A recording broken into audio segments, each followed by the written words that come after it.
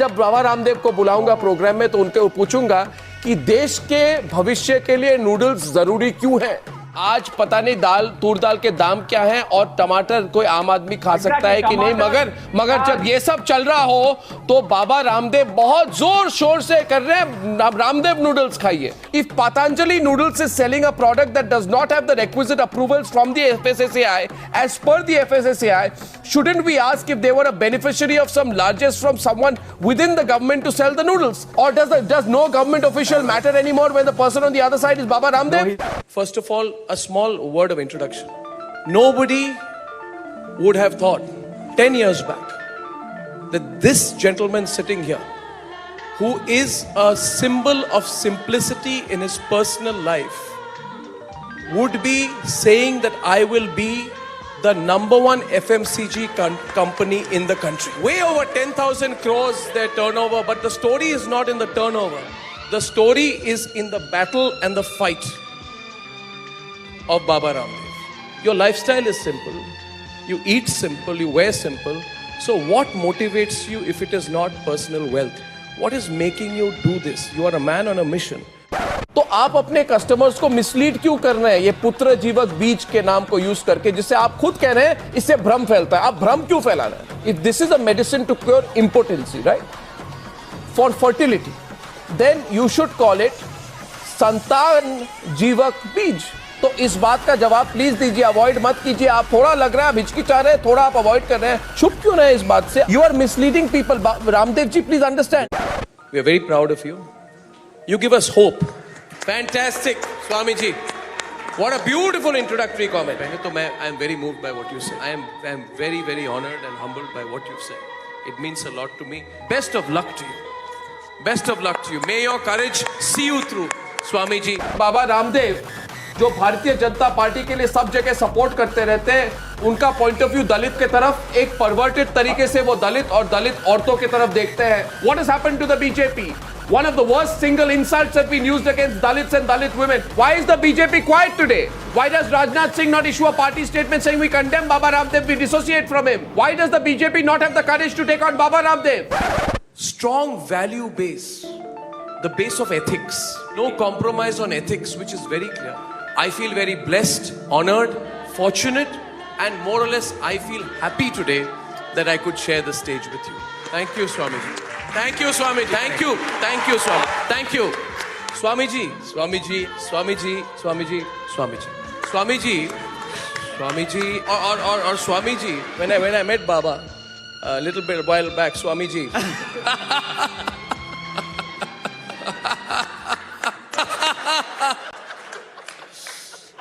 चलिए बैठ जाओ. नहीं, मेरा भी आपका हृदय से प्रेम है. थैंक यू बाबा. अगर आज की जो हमारी ये सेशन रही है अब तक, कोई बिजनेस स्कूल में आपको इतनी टीचिंग नहीं मिलेगी जितनी आज की इस सेशन में मिली है. एक चिंता है मेरे मन में और बहुत लोगों के मन में ये चिंता है. अगर हम करें तो करें क्या, बोले तो बोले क्या. वाह मोदी जी, वाह वाह वाह. पता है ना आप सबको? नहीं पता है? कहां पता है?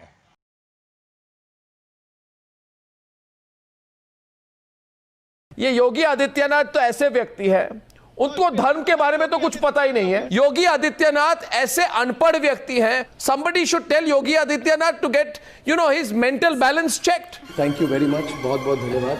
Thank you so much for joining me, Yogi ji. I'd like to congratulate you on your 100 days in governance. Thank you.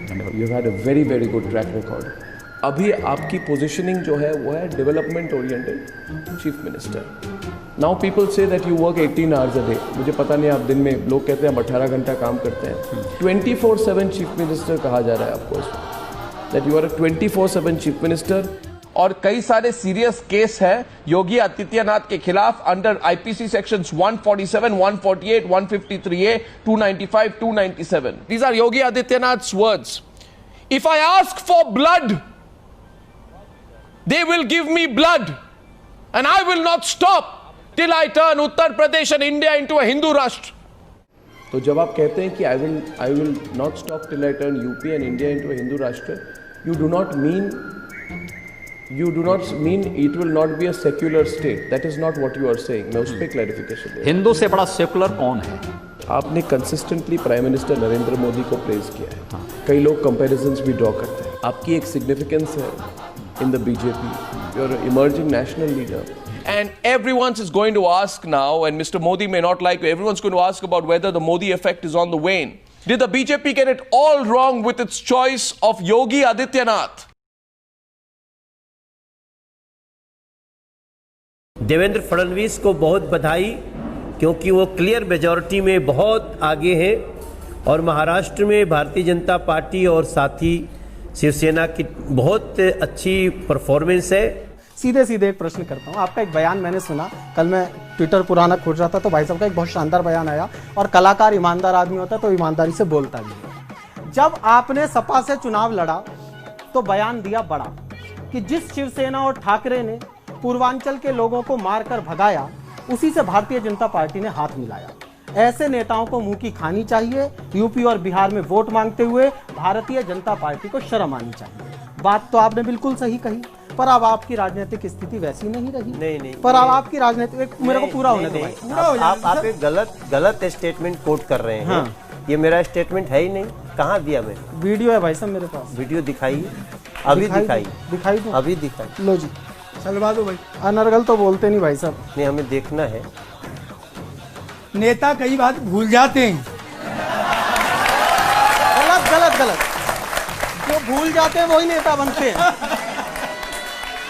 यहाँ पे सारे गंदे लोगों का हमारे यहाँ राजनीति में राज है, जो जानते ही नहीं कि जनता की दिक्कत क्या है, भाषा का सम्मान क्या है. पूर्वांचल के लोगों को अपने ही देश में मारा जाता है. शिवसेना मारती है, राज ठाकरे मारती है, भारतीय जनता पार्टी उनके साथ उनका समर्थन करके शिवसेना का और आके हमसे वोट मांगती है. ऐसी भारतीय जनता पार्टी को उत्तर प्रदेश बिहार में वोट मांगने का अधिकार है क्या? मनोज तिवारी को पहली बार महसूस हो रहा है कि जिस जनता ने हमको आसमान पे बिठाया है, मैंने उस जनता के लिए पहली बार कुछ अच्छा किया है. और शर्म आनी चाहिए ऐसे नेताओं को जो मनोज तिवारी से. हाँ, आप देखते रहिए. हम तो आप अच्छा दिखा रहे हैं और हम आशा करते हैं. अभी ज्यादा बोला नहीं जा रहा है हमसे. क्या बोल सकते हैं इस समय? तो जरा संभल के.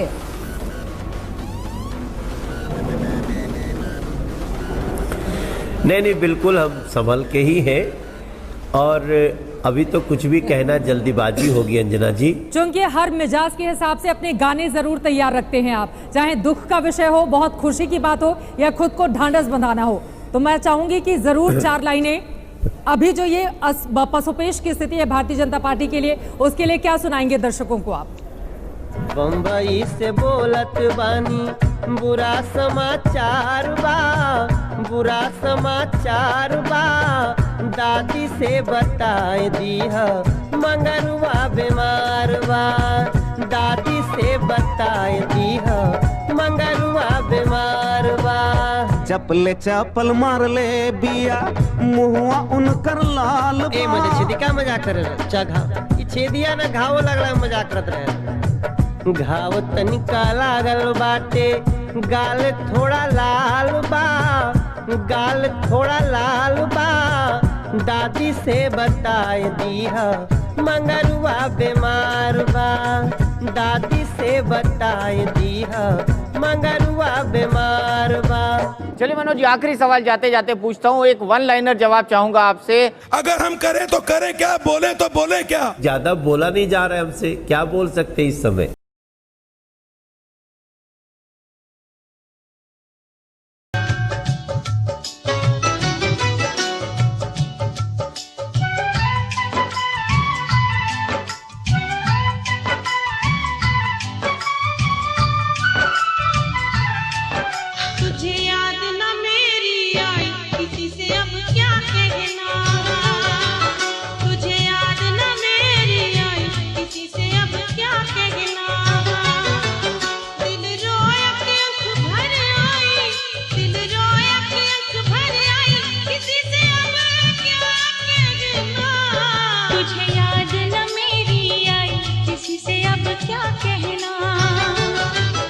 सर आप जब प्रधानमंत्री बनेंगे तो अडवाणी जी को आप प्रेसिडेंट बनाएंगे क्या?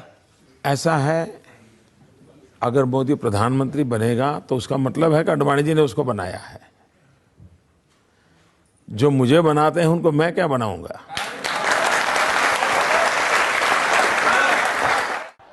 हिपोक्रेसी की भी सीमा होती है। वाह मोदी जी वाह वाह वाह वाह वाह वाह। आज सबसे पहले आपसे एक सवाल, और वो ये है कि अगर आपको खुशी या पैसे में से किसी एक चीज को चुनने का विकल्प दिया जाए तो आप किसे चुनेंगे? आज हमारे सवाल का आधार वो नई रिपोर्ट है जो ये कहती है कि जरूरत से ज्यादा समृद्धि कोरोना वायरस से भी बड़ा खतरा बन गई है इस समय पूरी दुनिया में। जी समूह के संपादक सुधीर चौधरी और समीर आहलूवालिया साल 2012 में निजी कंपनी JSPL से 100 करोड़ की उगाही करते कैमरे पर पकड़े गए थे। उनकी करतूत को पूरे देश ने देखा था। इस मामले में दोनों संपादक जेल भी जा चुके हैं। ये कहानी आज हम आपको इसलिए बता रहे हैं क्योंकि आज इंसानों के लालच की सुनामी भी सब कुछ बहाकर ले जाने के लिए बिल्कुल तैयार बैठी है और इच्छाओं का बांध इस विनाशकारी सुनामी को रोकने में सक्षम बिल्कुल नहीं है। इस लालच को आप एक उदाहरण के जरिए समझिए। नवीन जिंदल ने आरोप लगाया था कि सितंबर में कोयले के आवंटन के मामले में जी न्यूज पर हमारी कंपनी के खिलाफ लगातार गलत खबरें दिखाई जा रही थी और जब हमने इस बारे में जी न्यूज से बात की तो पहले हमसे 20 करोड़ रुपए मांगे गए। बाद में ये रकम बढ़ाकर 100 करोड़ कर दी गई। सुधीर जी 20 से 25 हो तो मालिक कहते हैं कोई बात नहीं, चलो इतना डर 20 से 100।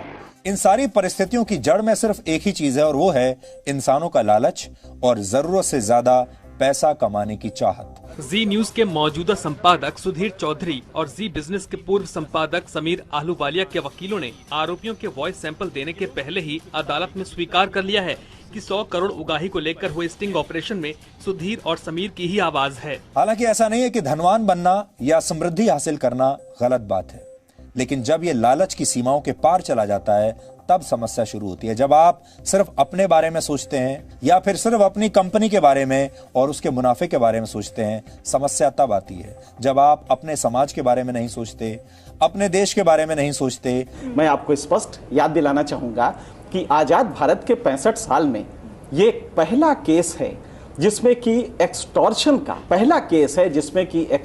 का IPC की दफा 384 लगाई गई है। ये स्वतंत्र भारत में पहला केस है। ये सारी बातें सुनकर आप समझ गए होंगे कि आज के दौर की करेंसी सिर्फ पैसा नहीं है। ये आपकी बहुत बड़ी भूल है अगर आप ये समझते हैं कि खुशियों की करेंसी, आनंद की करेंसी पैसा है। ये गलत है। अब हम यहाँ 4 मिनट का एक छोटा सा ब्रेक ले रहे हैं, तो शांति से जरा थोड़ी देर बैठिए और सोचिए आप क्यों 100 करोड़ के पीछे भागते रह गए। उसका इनके पास कोई जवाब नहीं था। लेकिन जब बात देश के साथ खड़े होने की हो तब सत्ता का साथ ही राष्ट्रहित माना जाता है। आए दिन हम संकटों से घिरते चले जा रहे हैं। पाकिस्तान अपनी हरकतों को छोड़ नहीं रहा है। चीन आए दिन आंखें दिखाता रहता है, हमारी धरती पर घुस जाता है। चीन आंखें दिखा रहा है। चीन लद्दाख में सरहद पार करके बैठा है। चीन हमारी सरहद में 19 किलोमीटर तक घुस आया है। सबके मन में सवाल कि क्यों हाथ पर हाथ धरे बैठी है सरकार। ये सवाल उठाना कि चीनी सेना हमारे जमीन पर आ गई और हम सोते रहे, ये सरकार पर सवाल नहीं होता है, ये सेना पर ही सवाल होता है, क्योंकि पेट्रोलिंग की ड्यूटी सरकार की नहीं होती है, सेना की होती है। क्या ये सब सेना की कमजोरी के कारण हो रहा है? ये पड़ोसी देश हमें परेशान कर रहे हैं, ये सेना की कमजोरी के कारण, सेना की कमजोरी के कारण। मित्रों, समस्या सीमा पर नहीं है, समस्या दिल्ली में है। क्या इस परिस्थिति में राजनीतिक पार्टियों को यह समझना नहीं चाहिए कि इस मौजूदा परिस्थिति में टीका टिप्पणियां करना, मजाक उड़ाने जैसी बातें करना, वो चाहे कोई भी कर रहा हो, वो असल में वो भारत वर्सेस चीन या बीजेपी वर्सेस चीन नहीं, भारतीय सेना वर्सेस चीन इस समय स्थिति है। और इस पर जो सवाल उठ रहे हैं वो भारतीय सेना के शौर्य पर सवाल उठाते हैं वो लोग। सरकार के ढूलमूल रवैये पर विपक्ष ने तेवर कड़े किए। सरकार इस मामले पे बहुत ढुलमुल रवैया, बहुत कमजोर रवैया अपना रही है। विपक्ष के नुकीले सवालों के तीर झेलती भारत सरकार को सूझ ही नहीं रहा कि वो चीनी दुस्साहस का क्या जवाब दे। चीन अपनी हरकतों से बाज नहीं आ रहा है और सरकार बैकफुट पर है। राहुल गांधी कह रहे थे प्रधानमंत्री को कि सामने आइए, डरिए मत, हम सब आपके साथ हैं, ललकार रहे थे। सोनिया गांधी ने कहा है चीन ने हमारी जमीन पर कब्जा कर लिया है। तो एक तो इस जानकारी का स्रोत जो वो दावा कर रही हैं। आप कह रही हैं कि स्रोत क्या है? हमारा आपका स्रोत तो वही है जो रिटायर्ड जनरल्स हैं, जो एक्सपर्ट्स हैं, जो उस इलाके को समझते हैं, जो स्ट्रेटेजिक एक्सपर्ट्स हैं, जो बार बार 1 महीने से नहीं 2 महीने से लगातार आगाह कर रहे थे। वो आगाह करते रहे, सरकारों को भी, विपक्ष को भी आगाह करते रहे, भाई आवाज उठाइए, हमारी जमीन पर कब्जा हो रहा है।